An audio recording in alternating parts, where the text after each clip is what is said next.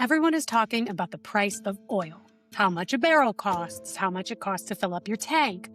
The numbers are crazy high, but they're also incomplete because the market price of oil doesn't actually reflect its true cost. It doesn't include the cost of war or the cost of climate disasters or the cost of air pollution on children's health. And it definitely doesn't include the cost of radioactive fracking waste spread all over farmland across Texas and Oklahoma.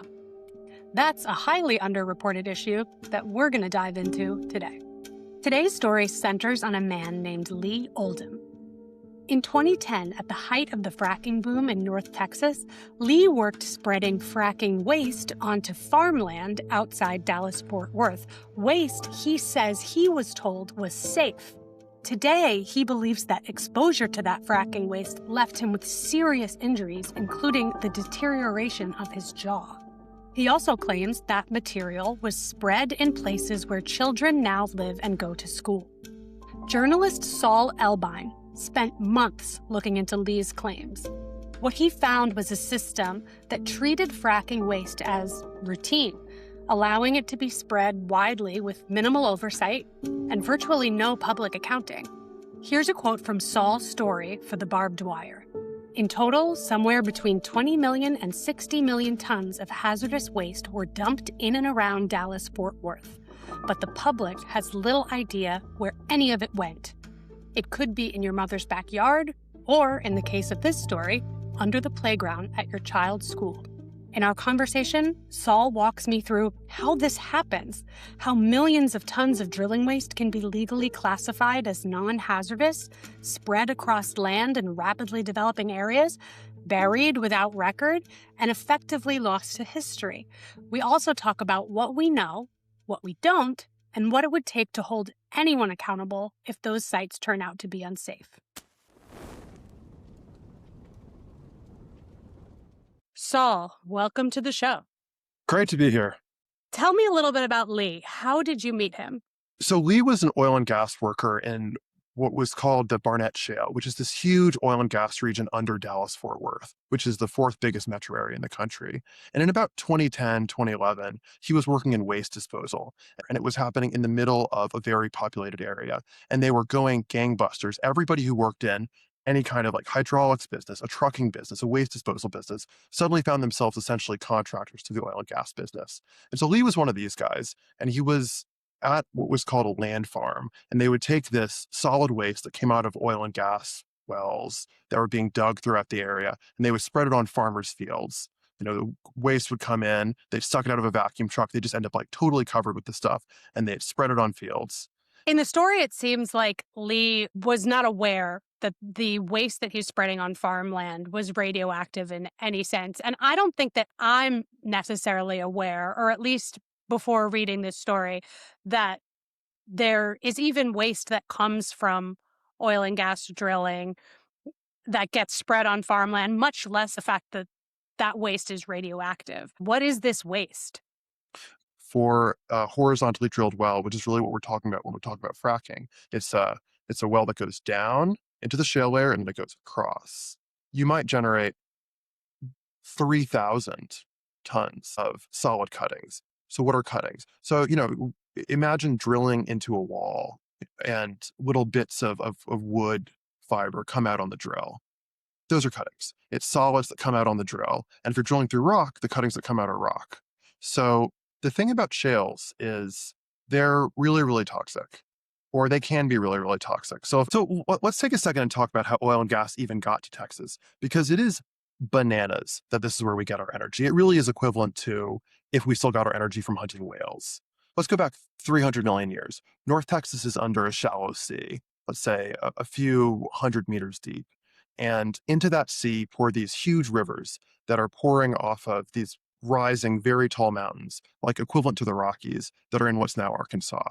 Those mountains are rising, and in their crusts, they have all of these minerals that naturally occur within the earth, but that are poisonous, like arsenic and uranium. And they also have all of these things that life really needs to live, like iron. And they come out of these huge river deltas that pour onto the shallow sea, where they nourish these giant colonies of plankton and algae. And as those things die, their bodies settle and drift down into the depths, where they collect in these huge piles of corpses. And in a healthy ecosystem, these get eaten, they get digested, they get recycled back into kind of the stream of life. But in certain circumstances, geologically you call them traps, things don't break down and nothing can really decompose anymore. So all of those bodies of plankton fall down into there, and over time they're gradually compressed into what becomes oil. But does the arsenic, so does the uranium. And so hundreds of millions of years later, what you have is this thick layer of rock beneath what is now the fourth largest metro area in the country.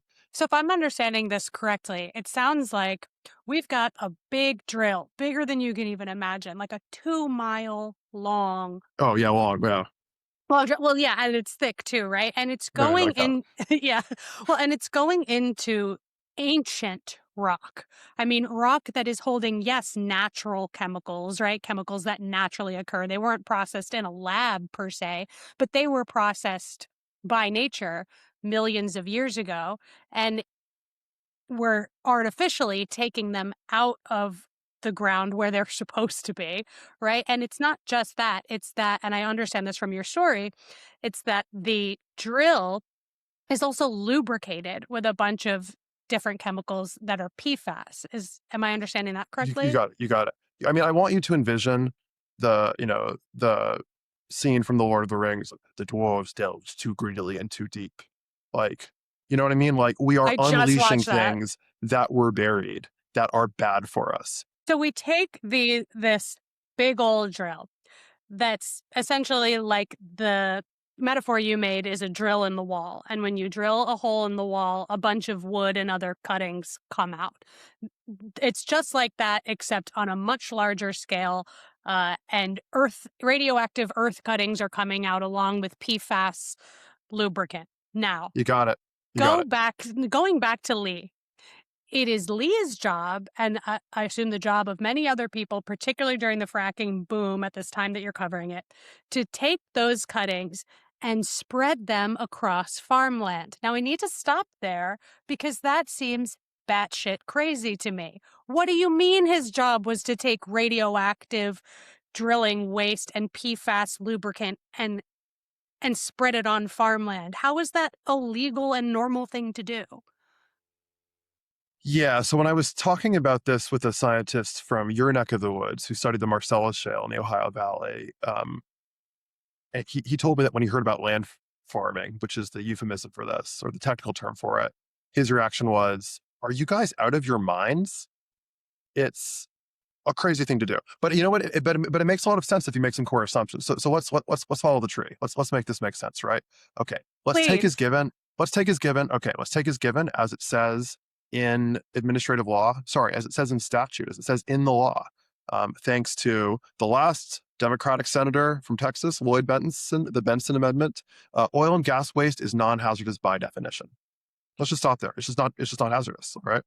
Who made Now, that definition? now that's it's a carve out for it in the law that governs what you can put on land and what the EPA has jurisdiction over. So when we say it's non-hazardous, partly what we mean is the EPA doesn't have jurisdiction, but partly what we mean is the Texas Railroad Commission does have jurisdiction, and the Texas Railroad Commission literally treats it as not particularly hazardous. So the Texas Railroad Commission looks at oil and gas waste. They're really just looking for chlorides. They want to make sure it's not so salty that if you put it on the ground, everything will die. But I think I've gone a little bit too far forward. Let's take a step back. So we'll take as given that oil and gas waste isn't hazardous.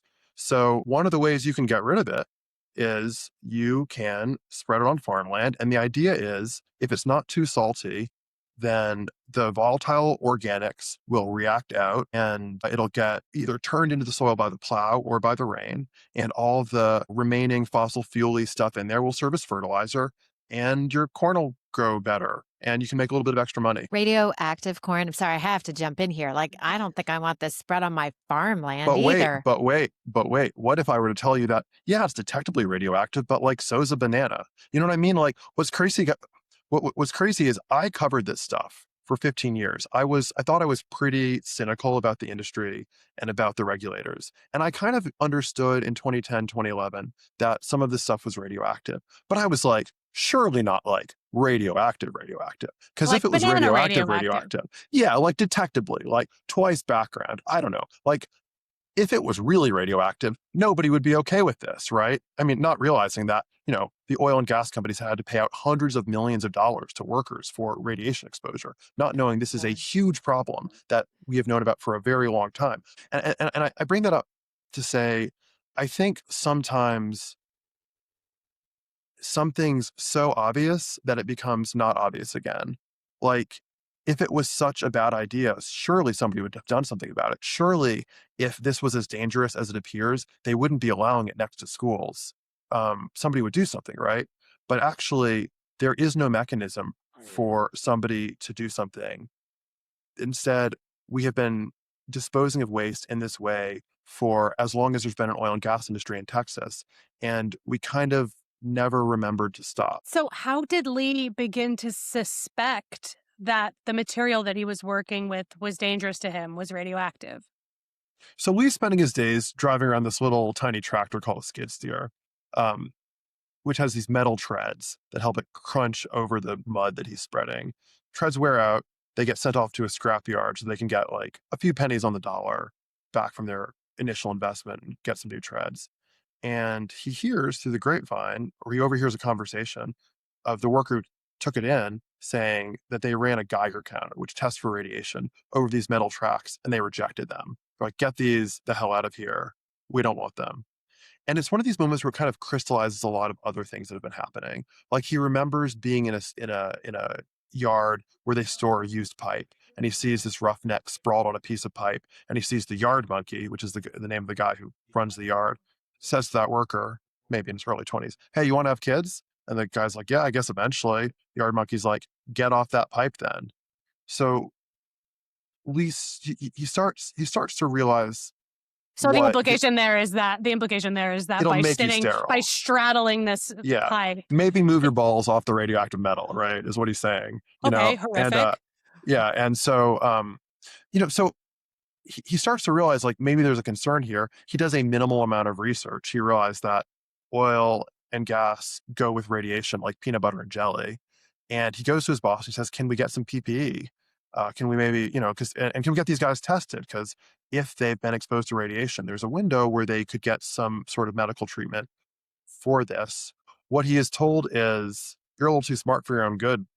And he gets sent to essentially a punishment detail for a month. And then what happens after that is sort of murky. He would say he was run out of town. That's really hard to verify. Right. And then something else happens. It seems to be like a medical incident. Can you tell me about that? So at a certain point, the Texas Railroad Commission, which for reasons that are difficult to explain is the name of our oil and gas regulator, they come in and they close the site. And Lee gets a job working around the state at other oil fields. He's come to realize that not just is the Barnett Shale radioactive, all the shales are radioactive. He gets a job doing the remediation of this original site that he'd worked at. And it's a real hot July day, and they're pushing topsoil over this crust of dried drilling mud that's over this field where they've been spreading it. And as he's cleaning out the filters on his truck, he just gets a face full of dust. And over the next several years, his teeth start to loosen in his jaw starts to fall apart, his vertebrae start to break down and fuse, like to the point that he's in his 50s, he can't eat an apple. He's Can't got eat an bad apple? eczema. He struggles to eat an apple. He's worried his teeth will come out. Like he has, this is where he's in his 50s, and the state of his bones is like he's in his 70s or his 80s. Now, does he know this was radiation? No, he doesn't. I mean, it's not clear that that's what happened here. It's not proven that's what happened here because the site hasn't been comprehensively tested. But what we do know is that radium, which is what uranium eventually breaks down into, is what's called a bone-seeking carcinogen, which means that the cells in your jaw, in your bones in general, like to bind calcium to help hold themselves together. But if radium's there, they'll bind radium. And so you'll have this little radium atom there in your bones, just zapping everything around it with radiation, causing it to fall apart.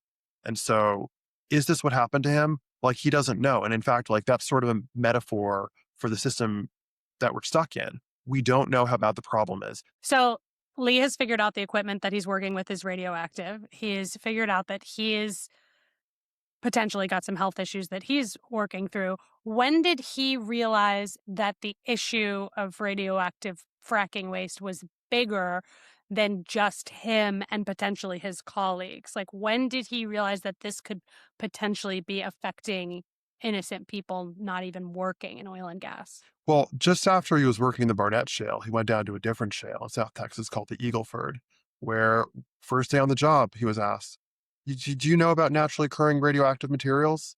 Like, he worked in the oil field. He started to realize this was a systemic issue. Um, but the real issue was years later, he came back to Johnson County and he found they were putting a school in a planned housing development right on top of that site where he used to spread toxic mud. A A school. school, an elementary school. So did Kids, they kindergarten. build that They school? built the school. It was currently operational. There are currently, post article we know, parents at that school were pretty worried about the health concerns that their kids are showing. Have they done any testing on the dirt or the mud or the soil around that school? Well, Emily, define any testing. I can't. You know what I mean? Like, Can you? has any? You Yeah. define it. I can, because actually, like, I've been in Facebook groups, people in Johnson County, where they'll tell me that site's been tested 4 times, and I'm like, yeah, kinda. I mean, when the Railroad Commission decommissioned it, they tested for chlorides. They wanted to make sure it wasn't so salty that you could never grow anything there again.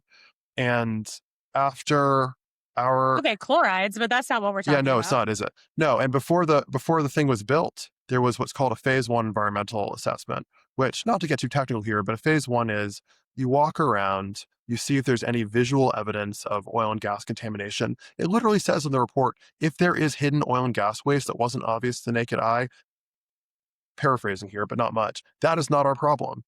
You have to do a phase 2 with Oh, actual testing, which is pretty expensive. They didn't do that. Or if they did do it, which I'm willing to be wrong here, they haven't sent it to me when I've asked them to. So the school is now going to pay for actual testing. The same county cop who has investigated other big environmental crimes, or at least contamination incidents in the county, is going to run that. We'll get some answers soon. And man, I hope Lee's wrong. I really hope those kids are not sitting on top of a ticking time bomb. I hope there's no radiation. I hope there's no PFAS. I hope all of this thing turns out to be an object lesson in how things could go wrong, but in this case didn't. But we don't have the data to say that now. And like, that's worth lingering on. There's a lot of sites like this. This stuff was everywhere, and the suburbs are expanding fast. right. I mean, the issue is the school is already built. The children are already there. The exposure, if it occurred, has already occurred. So, how many other schools are we talking about that were potentially built on top of covered waste sites? How many other buildings? Do we know this information? We can say with certainty that a whole lot of schools are pretty close to wells, and that, generally speaking, the way that you got rid of your solid waste was you dug a hole next to the well and you buried it there, because Texas state law allows companies to do that without even notifying the landowner. So we can say the seems pretty bad.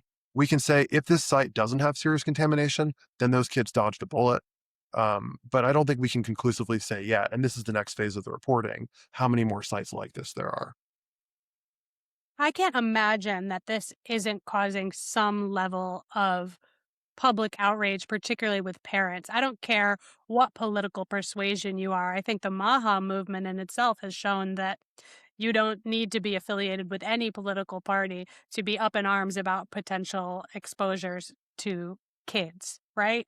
Like, you would think that this could be a bipartisan issue. So, what, if anything, are we seeing in Texas, the reaction to this story and to this potential exposure to I'll, kids and to people in this I'll go area? further, Emily. I think this will be a big bipartisan issue. A lot of communities are getting hurt by stuff like this, and locally they're really mad about it. It hasn't become yet a cross-cutting issue focused on plastic waste and solid waste and air pollution and water pollution, but there's no particular reason it can't be.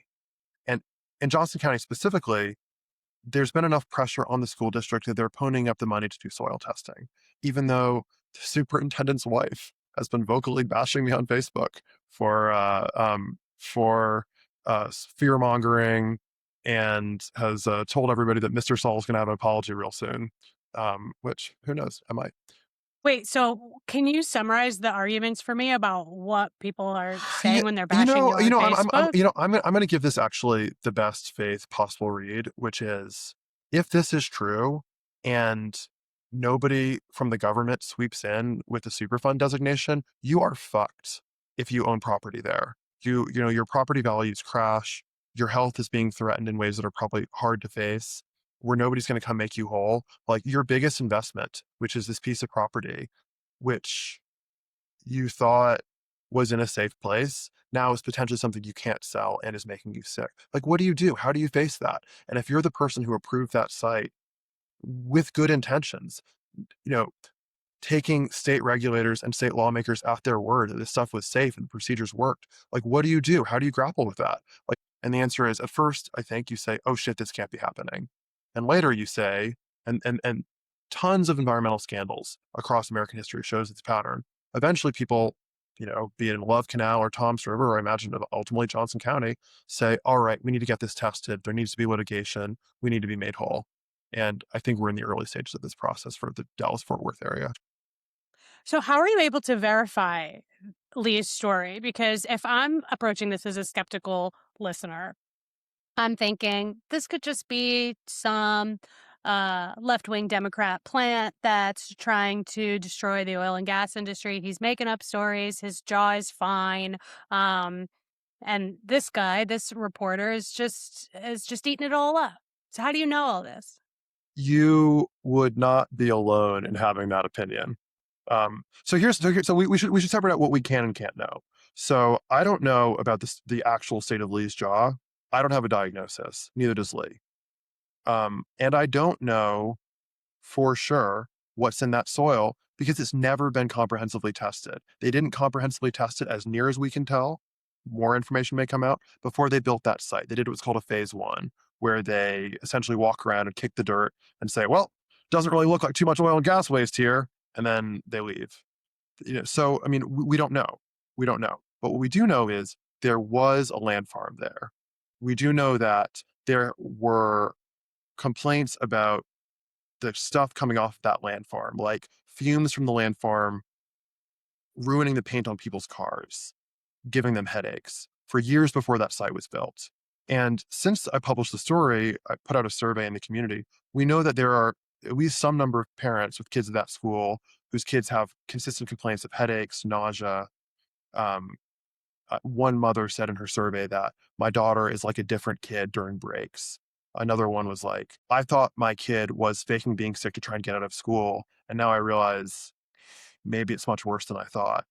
So we know stuff like that. And I got to say too, Lee, having sat in as soon as I sat in his work truck and talked to him for 30 seconds, there was no question that he was a former oil worker, son of Cleburne, Trump voter. Um, he is, for better and worse, exactly what he appears to be. And I know that in part because that's been the assessment of everybody from the oil and gas world who I know who has talked to him.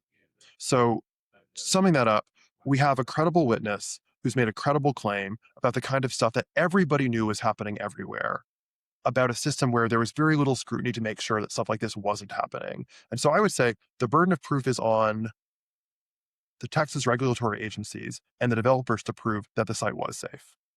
So let's zoom out then. And so we're talking about Lee. Let's zoom out and talk about the wider implications for the rest of the Dallas-Fort Worth area. So far, we've been talking about one worker, one field, one elementary school, right? But it sounds to me in reporting the story that this problem has the potential to be much more widespread. If you assume 21,000 wells fracked in the Dallas-Fort Worth area in the first couple decades of the 21st century, that's 21,000 wells times, let's say 2,000 tons of solid waste per well, or let's say 40 million tons of waste, most of it spread on land in the near outskirts of a rapidly growing metro area. Like, let's sit with that for a second. We're talking about millions of tons of toxic waste buried on valuable farmland, which is being rapidly suburbanized and which generally isn't being tested in a state where we don't know where most of the waste was put. because legally you can just dig a hole next to your well and dump it in there and literally never tell anybody about it. So, like, what does that sound like to you, right? I mean, to me, it sounds like the Epstein story. It sounds like Hmm. something where if you put the pieces together, you have a monstrous picture, and all of the pieces are there in public view for years before it breaks through as a capital I issue. And once it does, we still don't know how far it goes. We still don't know even how much we don't know. But we know there's a really serious problem. And we know that one component of that really serious problem is a, at best, failure, and at worst, a total corruption of the regulatory agencies that are supposed to be, as in the Epstein story, keeping children safe. Is this just a Texas problem, or are these types of rules and regulations rampant across the country? So this specific flavor is a Texas and Oklahoma problem because in Texas and Oklahoma, you can spread drilling waste on farmland. Pennsylvania has a different version of the problem. In Pennsylvania, you just dump it in landfills. And are those landfills properly lined? Who's to say? In North Dakota, it's a different version of the problem. Waste is the issue, I would argue. I would say, even beyond that, waste is the issue that super majorities of Americans are opposed to, however they feel about oil and gas. I spent a lot of time in Johnson County talking to people who are very conservative, who are very skeptical of renewables, who don't share my views on energy policy. There's not one of them that's comfortable with, for example, used fracking fluid ostensibly cleaned up being put on crops, something that's going to start in Texas pretty soon. Nobody's okay with a school being built on drilling waste if it's toxic. Now, there will be arguments about whether it's toxic, but if it is, nobody's for this. And so we have a situation where essentially the ability to dump waste and the ability to keep that waste secret is subsidizing fossil fuel company operations. And that's a global problem. Just zooming out on a Texas-wide scale, what needs to happen to ensure that there is accountability here for the companies that have spread this waste all over the Dallas-Fort Worth area, if it in fact comes to pass that these areas are not safe to build on? So do you mean technically or politically? Because those are I somewhat mean, those are somewhat different questions. I And we can mean, do them in I mean order. both, honestly. So I mean, I think Yeah. I think a broad-based cross-partisan movement united around the idea of clean up your goddamn mess, take out the trash. And there's plenty of precedent for that. In the 2010 to 2015, when the shale boom in Dallas Fort Worth was getting real bad, it was really impacting human health. They were putting wells very close to where people live. People were getting sick all over the place. Groundwater was getting ruined. There were cross-partisan, grassroots, disciplined civic organizations that in city after city passed either fracking bans or fracking setbacks that said, if you're going to do it, it has to be far away. Or in the case of places like Denton, you can't do it in city limits at all. The problem is, and this is the problem with Texas as a whole, is that after those bans passed, the Texas legislature got together and they passed a ban on bans. They said essentially the Texas legislature will decide where fracking can and cannot happen. And the answer is anywhere and everywhere. A ban on A bans ban on is like bans. the number one red flag. It's so good. And it's also like that was the beginning of this larger push against local control that we've seen by Texas Republicans, which is kind of ironic. Well, I do want to ask you. I mean, Lee, in your story, you reported that Lee had certainly felt intimidated because of his, concerns that he brought up to his employer. And I am curious, like, what type of pushback have you felt from this reporting? Have local investigators felt? Have Lee felt since you've published? What's that been like? From people I talked to in Johnson County, there is a great sense of communal and corporate pressure on them. Um, in the case of corporate pressure, it's still like, something that's looming. In the case of communal pressure, that's much more present. But I think part of the irony in Texas right now is the fossil fuel industry is so powerful and so dominant that like they don't care yet. They don't. I mean, if something like a fracking ban happens, then they care. But like big exposés, we're not in a place yet where journalism can threaten their operations in a way that makes us worth threatening or attacking. And a mark of our success will be that maybe that changes. I'm sure we have listeners from all over the country that might live near oil and gas development somewhat and might be concerned that they have waste spread on the farmland near them, or that their development was built on top of a waste spreading site.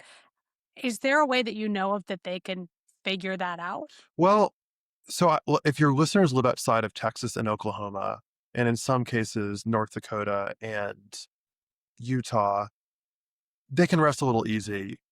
Those are the places where waste is typically spread.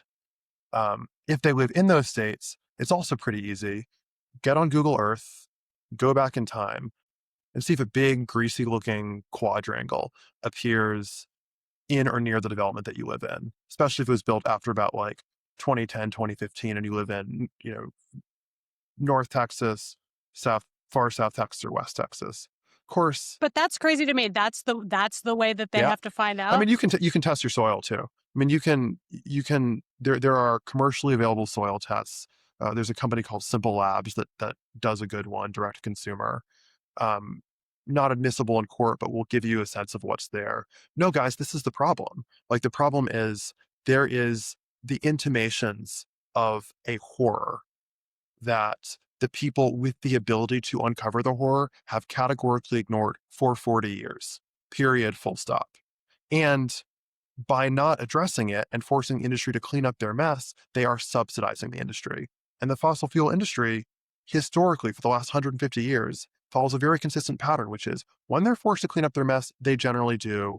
And then as the costs rise from them cleaning up their mess, they skip town and move to a low regulation jurisdiction. So recently, Exxon moved their corporate headquarters from New Jersey to Texas, which, why they did that, I leave as a question for the listener, right?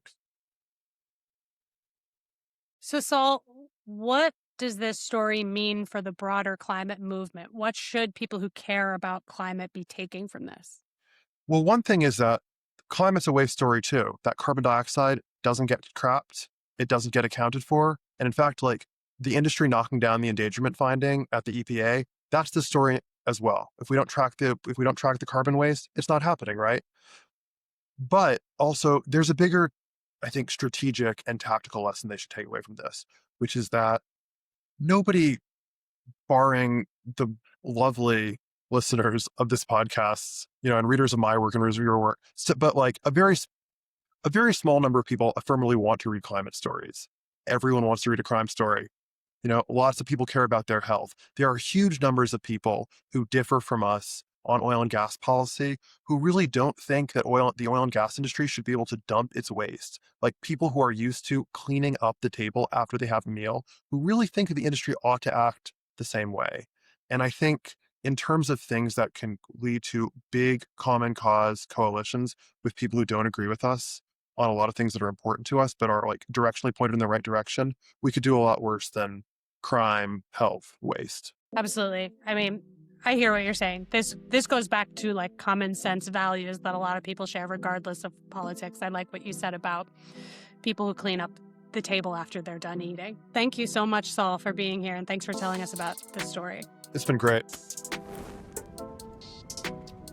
Hey everyone, just wanted to give you a quick update on today's story.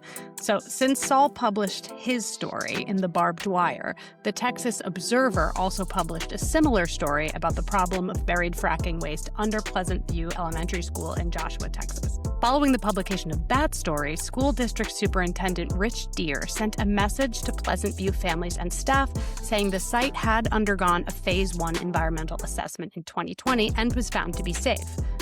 Though, as we discussed, a Phase 1 environmental assessment isn't designed to catch everything. Still, Deere added that because of the stories, they, quote, have been in contact with an environmental investigator from the county constable's office who conducted a preliminary review and testing in the area. That review indicated no findings of a safety concern at Pleasant View Elementary. So, what did they test for? What were the readings? How deep did they test? Et cetera, et cetera, et cetera. We still don't have those questions, but it does seem that this story is on the school district's radar. So that's the status for now. If you learned a lot from this episode and you want to see more like it, paid subscribers are what keep our 100% independent journalism glowing. You can become one if you'd like at our website, heated.world, where you'll also be able to get access to bonus content and other perks like commenting. Also, we only have stories like this because of local journalism and local journalists like Saul, who are out there doing the reporting in their communities. So support local outlets like the Barbed Wire. And if you want to support Saul's journalism in the Barnett Shale specifically, check out his new media project, Future Heist, at talk.futureheist.org. And that's everything I have for this week's episode, guys, so I hope you enjoyed it, and I'll see you next week.